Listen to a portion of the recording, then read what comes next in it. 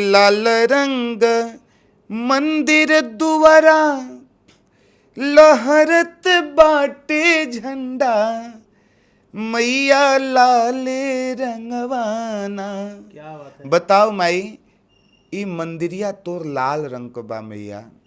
मंदिरिया के ऊपरा जवन झंडवा लगल माई वो लाल रंग फहरत माई। लेकिन बताओ मैया वो झंडवा जे पर लगल माई वो तो लाल रहे के चाहिए ना।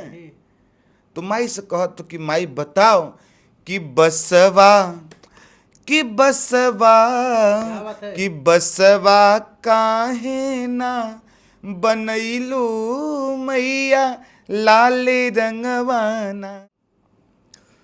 तो आइए मैं माँ के चरणों में एक बहुत ही मनमोहक गीत, एक भगत की बड़ी सुंदर विश्लेषण सुना रहा हूँ।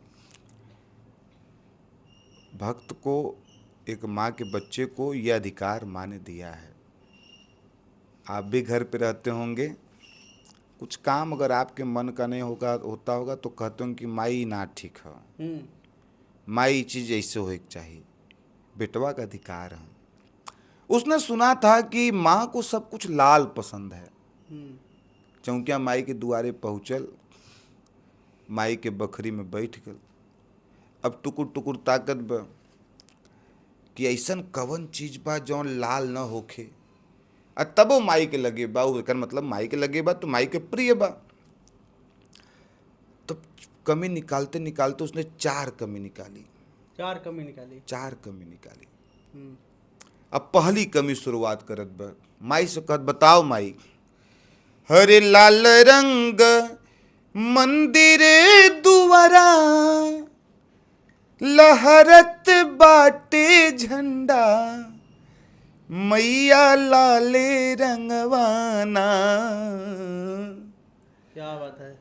हरे लाल रंग मंदिर दुआरा लहरत बाटे झंडा मैया लाले रंगवाना।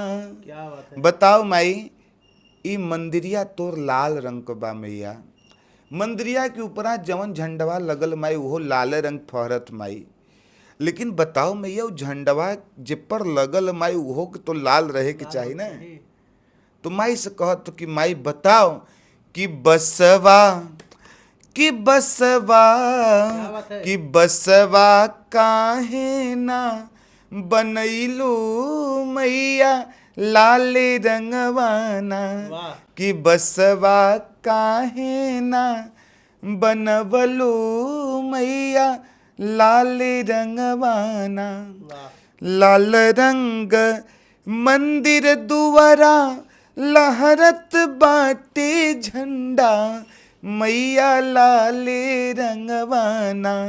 कि बसवा कि बसवा कि बसवा काहे ना बनवलू मैया लाले रंगवाना।